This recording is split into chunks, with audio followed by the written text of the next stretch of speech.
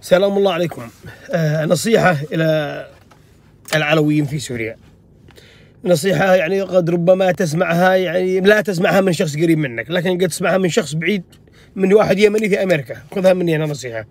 لا صدق البلبلة، ولا صدق الكلام في تويتر، ولا التعاطف، ولا بعض الحسابات الوهمية. هذول كلهم ما يأكلوا عيش ولا ينصروا مظلوم، صدقني. ولا تصدق يعني التدخل الدولي وحماية الأقليات، ما راح يحصل من هذا شيء. اتقرص العافية واحمد الله وارضى بالأمر الواقع، وانسى أن في شيء اسمه دولة علوية ودولة أسدية أو فلول نظام أو نظام عائد. مستحيل. أقسم بالله لو ذهب نص الشعب السوري المتبقي لن يعود بشار ولن يساعدك أحد. لا تصدق اللي يقول لك المنظمات الحقوقية والأقليات وجدتي سعيدة وما أدري إيش. العالم سد لكفه، سد فمه وأذنه وغمض عيونه 13 عام، وبشار ذبح الملايين. ولو يحصل لكم أنتم الآن حاجة، العالم باي يصمت ويغمض ويسد أذانه 13 سنة ثانية، ما حد راح ينفعكم.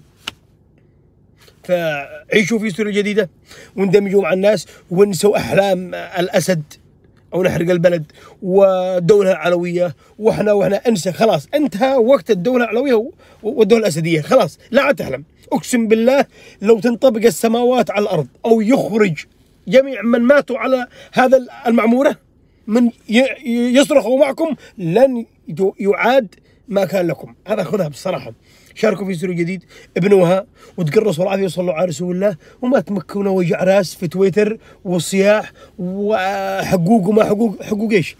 النفط كان لكم، والبترول كان لكم انتم بيت الاسد، والسمك كان لكم، والموانئ كانت لكم، والوظائف المرموقه كانت لكم، والوزارات كانت لكم، والجيش كان لكم، والامن كان لكم، والرتب لكم، والتجاره لكم، والاستيراد والتصدير، حتى رقاب الشعب السوري كانت ملك لكم. لهذا اول ما خرج الشعب السوري وطالبوا بحريه ذبحتوهم ذبحا لا اريد ان اشبه تشبيه خاطئ، لانهم هم اعز واشرف واكرم الشعب السوري.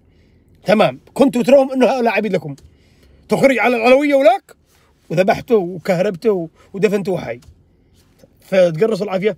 ما حدا تعرض لكم ولا حدا راح يتعرض لكم، وانت ما في شيء اسمه اقليات. ما اقليات في سوريا، الناس كلها متعايشه تحت ظل العلم الاخضر والابيض والاسود والنجمات الجديد اعزها الله. صلاه على رسول الله. لا تصدق البلبله، ما حد راح ينفعك. ولا تقول لي لن نطالب الاداره الجديد ان تصدر عفو عام. عفو عام ليش؟ يعني انت مشارك. إذا كنت عارف أن ابنك حرق وقتل واغتصب وسجن وتريد من الدولة أن تسامح ابنك، فأنت شريك ابنك، وكنت راضي على هذه الأعمال البشعة والأعمال الإجرامية والإرهابية. اعتقلوا شباب من أبناء الطائفة السنية لهم ارتكبوا جرائم بحق المظاهر والثوار، ما حدا فتح فمه. اعتقلوا شباب مسيحيين كانوا مشاركين في جيش النظام، ما في ولا مسيحي فتح فمه. ايش معنى لما يعتقلوا واحد على وجه أنت تطالب بالأقليات وبالمظلومية والبكبكة؟ خلاص 1 + 1 = 2. 1 زائد 1 يساوي 2. ابنك ارتكب جريمة سيسلم رقما عن أنفك وصرمايتك برقبتك. حقك حق وحق الناس مرق. أن يذبح السوريين ويسجنوا وتغتصب نسائهم ويهتك شرفهم وأعراضهم ويسجنوا ويسحلوا ويدفنوا ويحرقوا وتهدم بيوتهم، ولا ما أجي أطالب بمحاكمة هذا الفاعل تخرج تكلمني بحماية الأقليات. لعن أبوك على أبواء أقليات.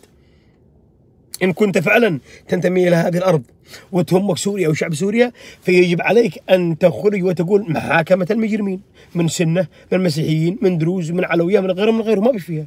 أما أن يحاكموا بقية الطوائف الأخرى وأنت تريد يعني عفو عام، فهذا غير واقع.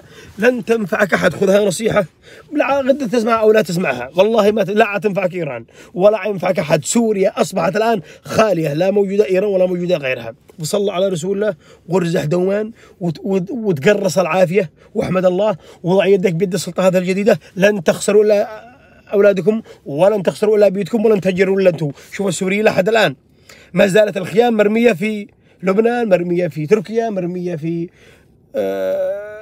سوريا، في أدلب، في غيرها. لا تتشردوا أنتم بحاجة تشرد. بلادكم موجودة، بيوتكم موجودة، سيارتكم موجودة، أموركم موجودة. جمعتوا فلوس هذا 50 سنة دي اللي تعيشوا بها 100 سنة أخرى. فتقرصوا العافية ولا تصيروا مثل الأرانب اللي تمشي التراب لفوق راسها.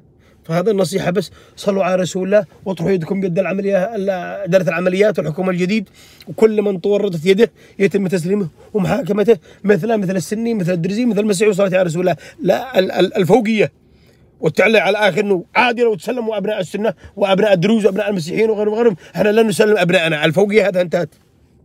الأسد ما راح ينفعكم ولا هم وجود. الأسد يلا هارب بنفسه بدون ما يعلم حتى ماهر، هارب وحده. هذا اللي حبيت أوصلها، وصلت على رسول الله، ونسأل الله أن يحقن دماء السوريين، وسوريا باقية. حرق الأسد وبقت سوريا للأبد بإذن الله رب العالمين. سلام.